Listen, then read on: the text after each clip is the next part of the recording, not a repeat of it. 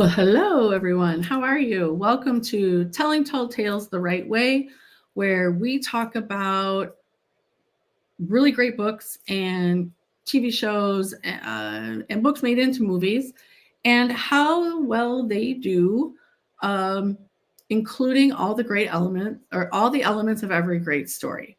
My name is Heather Asiyanbi, and I am your host. I am a best-selling editor, which means I have edited books that have gone on to become bestsellers. Over my shoulder, maybe in the back, you can see a little certificate. I am a certified master storyteller. I have also been a journalist, a hyper-local journalist for what feels like forever. I've also done content marketing and PR. So all that to say, I've been telling stories for a really, really long time and reading them for even longer. So today, what we're going to talk about is Mexican Gothic. Now, I don't have the book to show you because I foolishly lent it to somebody else. And when I say lent, I meant to get that book back. And then I don't even know where it is right now. I don't even know where the person is who I lent it to because it was a former coworker. Anyway, and it was a hardcover too. Okay. Anyway, so Mexican Gothic by Silvia Moreno-Garcia is another, kind of like The Water Dancer in the last episode. It's just one of those books. It sticks with me for a different reason. The Water Dancer was all about language and word choice and phrasing for me. Mexican Gothic sticks with me for a different reason because, first of all, it's creepy. It's a horror story, but not like the blood and guts slashery kind of horror stories that people seem to really like, which I personally do not. I don't find them scary at all. And I like horror and scary things that are more I wouldn't say psychological, because this book actually has a very physical component to the horror that's happening. But it's not a blood and guts, like somebody's stabbing. It's not that.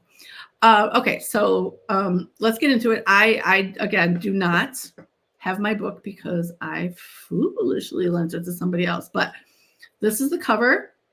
That's the cover. See, I can't get this direction right. Okay, that's the sorry, that's the cover. Mexican Gothic, and what it depicts is the primary character, whose name is, and I looked up how to pronounce this, so Naomi Tobata. Okay. And this takes place in like the 50s, right? So it's not it's modern America, but not like today America. And I think that really helps us,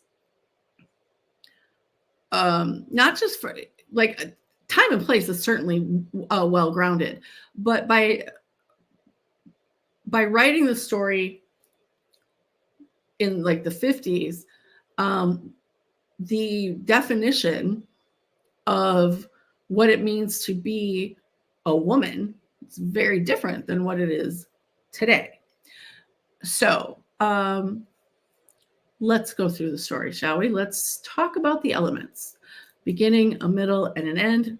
Yes, these have that it's a very, again, like The Water Dancer, which was very well plotted and paced. This is too. It starts out slow, right? So there's a build. And then, man, once we are in it, like it still doesn't feel like you're racing. But and I would also recommend, if you have not read this book yet, first of all, get it, of course, obviously, duh. But do not give in to reading faster. So, because I know you want to turn, you're like, oh my God, what happens next? What happens next, right? You want to turn the page. Don't do that.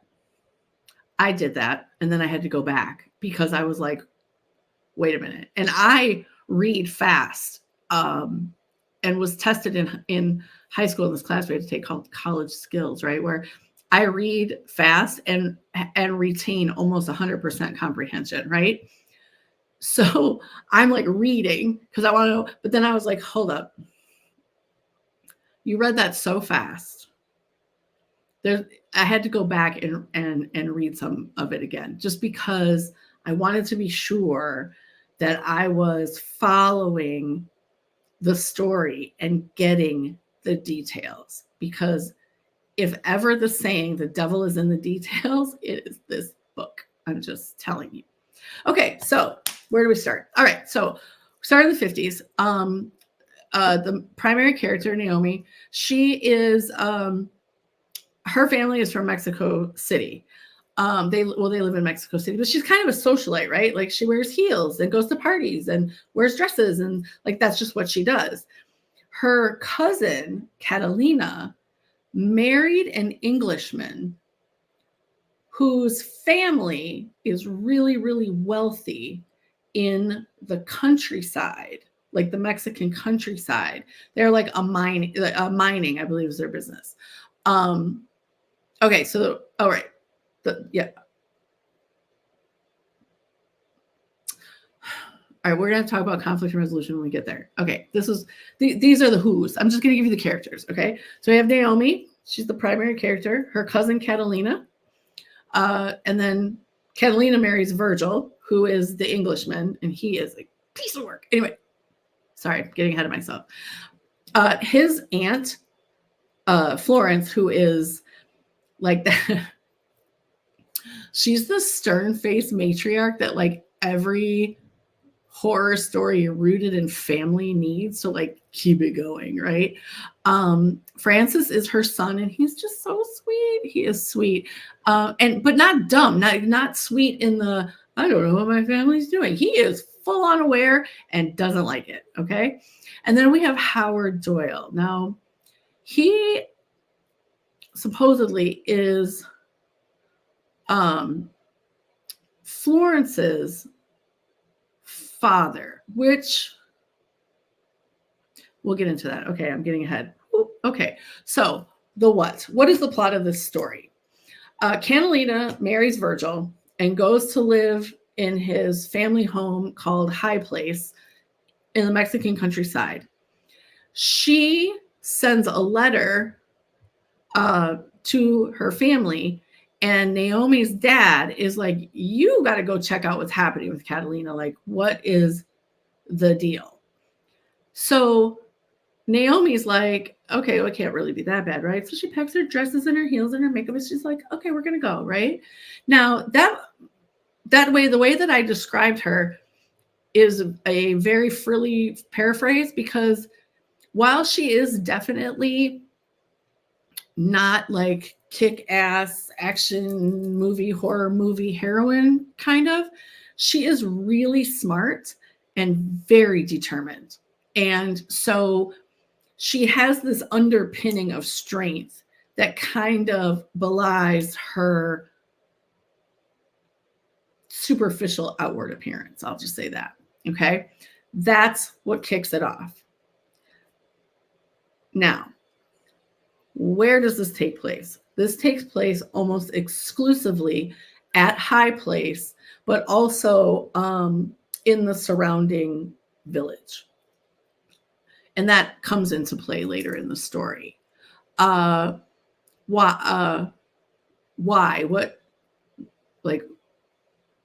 What kicks off? Well, why does Kit? Did I just kind of give that away? I did. Okay, so let's back up. Well, no, I mean, the one and the why are kind of the same on this one, right? Like the plot is Naomi has to go figure out what's going on with Catalina, and if necessary, apparently bring her home, which is the letter is why the whole plot kicks off, right? So when it takes place is the 50s, and that is important because we don't have things like cell phones. Obviously, there are planes, trains, and automobiles, but we don't communication is not as easy or ubiquitous as it is now. And then how does all of this get pulled together? Let's talk about that. Okay, so Mexican Gothic. I'm just going to put this up again just so you can see the cover because it is kind of cool, right? Look. All right. So I want you to pay particular attention. I don't know if you can see it. Can I make this bigger? I don't know if I can. Anyway, if you can see it, wait, what does this dot let me do? Nope. Okay. The wallpaper. Pay attention to the wallpaper. Okay. All right. So what do we discover?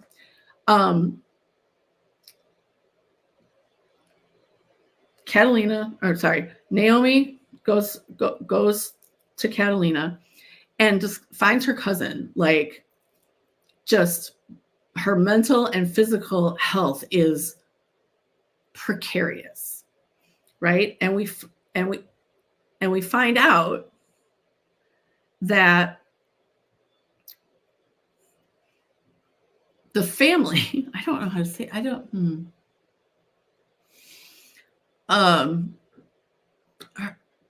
Virgil's family, the husband's family, is okay. So mushrooms, right? They're fungi. Okay. And we know fungi grows and spreads, right? Like viruses or germs, right? They do that. So it turns out the family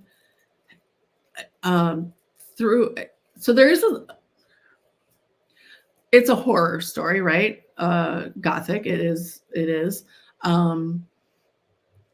So obviously there's a supernatural element going on here. Well, I guess not obviously, because in slasher films it's not really supernatural in case unless you like discount the 15 Halloweens and 25,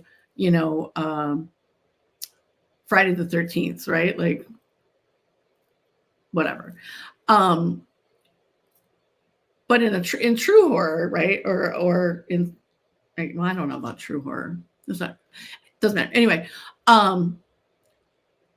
so through some, I guess we'll call it magic because I don't know another word to use. The being that inhabits Howard Doyle, he's supposed to be Florence's dad, is actually like hundreds of years old. And they always need young outside blood to keep the family going. And there is a tie to mushrooms in that on one of the first nights that Naomi is at High Place, Florence gives her a cup of tea, saying it'll help her sleep. But really what it does is that starts to poison her. And Naomi realizes that that's what's happened to Catalina. And she thinks she's going a little crazy herself because she thinks she can see like the wallpaper like undulating and moving. And it turns out that mushrooms are actually part of the house. Like they live in the house. Like they're part. The house is mushrooms and mushrooms are house, right?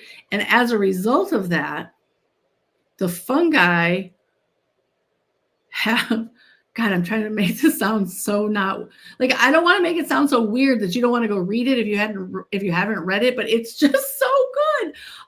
So the Doyles have a physical connection to the house because of the fungi. I think that's the best way I can describe it. So primary conflict, obviously, is Naomi wants to get Catalina the hell up out of that house.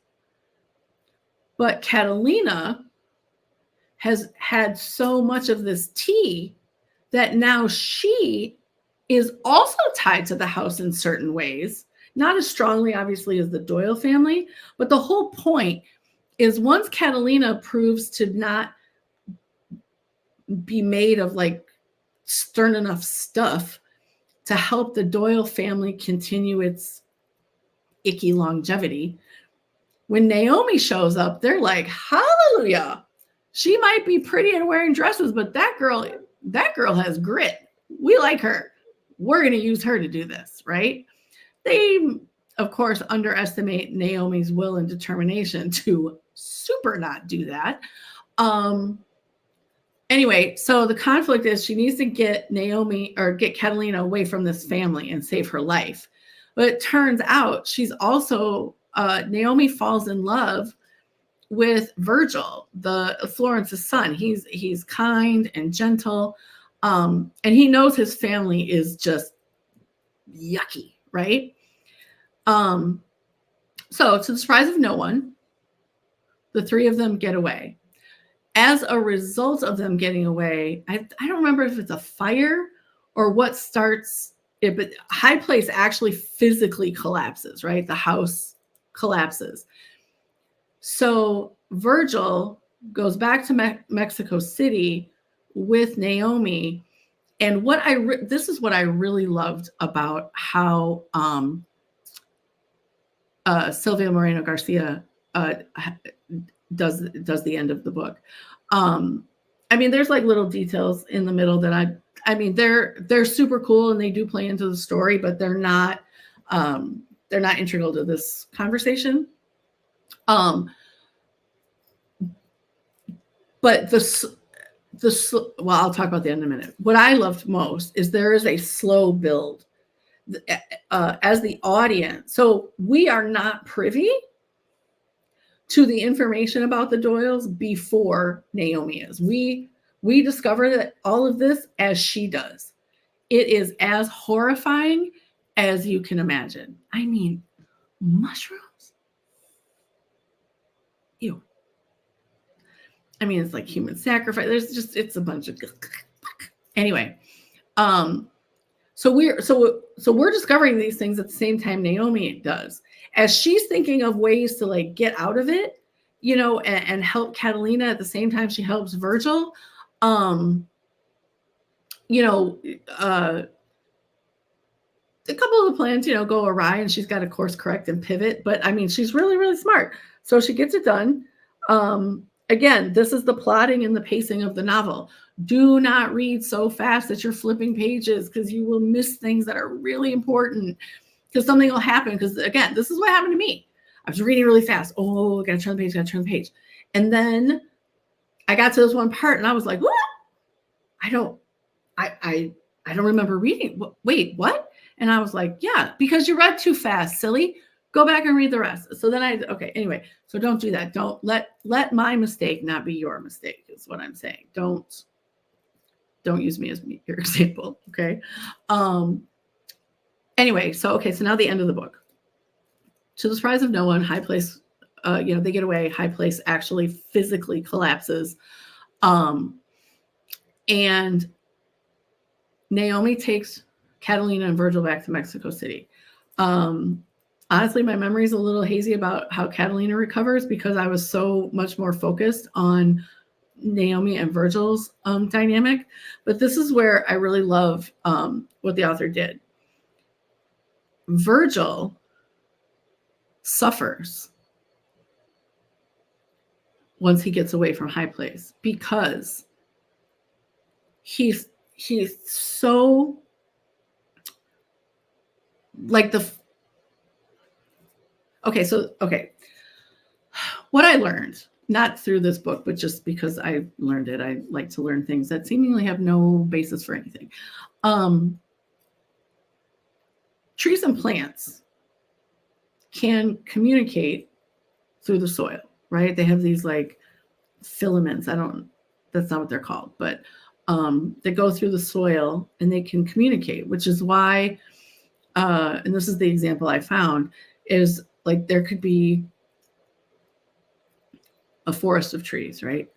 And say a tree was struck by lightning and it collapsed and died, right? But the stump does not rot. And actually, you can see little shoots of trees potentially coming up. It's because the trees around it help keep it alive. Okay. So that's true of all plants. So keep that in mind, because that's basically how the Doyles become connected to the house, like through the fungi, right? So the fungi is connected to them through filaments that are not quite as physical as being like in the soil, but they kind of are. And so when Naomi is able to take Virgil away from High Place, he does suffer because I guess you could akin it to like withdrawal, right? Like when either an alcoholic or a drug addict, or anyone who's been on a medication for a while just quits like cold turkey, they go through withdrawal and it's painful and they suffer. And that's kind of what happens to Virgil. And he gets stronger every day. But what I appreciated is it wasn't just Virgil got away from the house and now he's like super cool and fine, right? No, he has to recover. He has to gain his footing, not just physically, but mentally and emotionally. His family is gone. He knows they were icky, but they were still his family, right?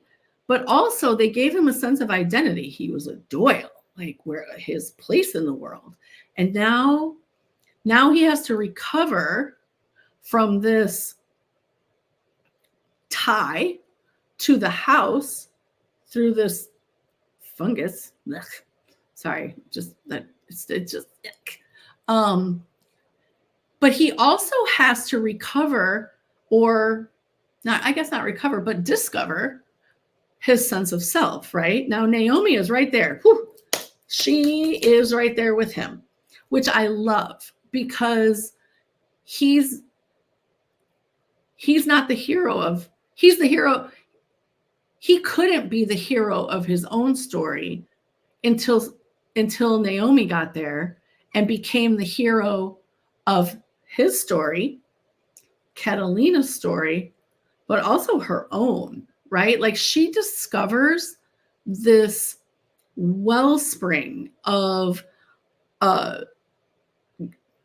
determination, and she always knew she was stubborn. Like she says that a few times, but just the fact that she is willing to kind of go where no woman has gone before to save her family and now her love, and let's be clear, I do believe, don't quote me on this, but I do think she would have left Virgil behind. If he was like, I can't go, she would have been like, peace, and taken her cousin and gotten the hell out of Dodge.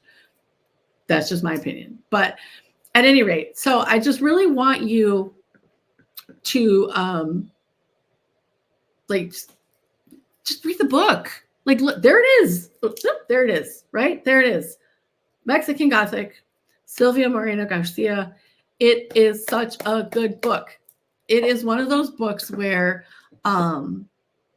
you read it, you will stay up. Like if you're one of those people like me that reads before bed, I don't recommend that you read this book before bed, because you will lose sleep. Like you won't go to bed at the right time, and you'll wake up in the morning and be all groggy.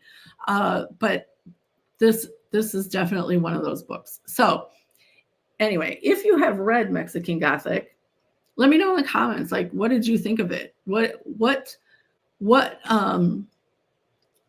part of the book made you like sit up and be like, oh, okay. What did you think of Naomi? What did you think of her? Did the Doyles creep you out and gross you out as much as they did me? And then if you haven't read it, go get it. Order it. It's on Amazon. Wait, I'll even tell you how much it is. Hold on. Boop, boop. Hardcover is only $13.19. You can get the audiobook for $5.95. Like for real. Oh, and then get this. Okay, I found out. Now, I don't know when this was updated. Oh, first of all, this book A Mexican Gothic, was named one of the best books of the year by the New Yorker, Vanity Fair, I'm looking at a list, NPR, the Washington Post, Marie Claire, Men's Health, Library Journal, right? Like, woo, okay. And get this, it won. It's been named one of Time Magazine's 10 best mystery and thriller books of all time. It is a winner of the Locus Award and nominated for the Bram Stoker Award for all the, Bram Stoker Dracula. And then I found out, and I don't know like when this is going to happen. I probably should look that up. It is in development from to become a I don't know if it's it's a limited series on Hulu. Ooh, I'll be tuning in. Okay, sorry. Hulu releases their things like once a week, which I both appreciate and don't, because I do appreciate a good binge, but I also like the anticipation of another episode coming. Okay, anyway, that's American Gothic today. Thank you for joining me. Please let me know in the comments if you've read the book, what you loved about it. If you didn't like it, let me know that too. And then if you have any ideas for what we should talk about in season 2, please let me know. So join me next week when we are going to talk about, for the season finale, Money Heist. That awesome series that was on Netflix, like the original one, Spanish, not the Korean one. Anyway, take it easy, and I hope you have a great morning, afternoon, evening, whenever you're catching this. Take care.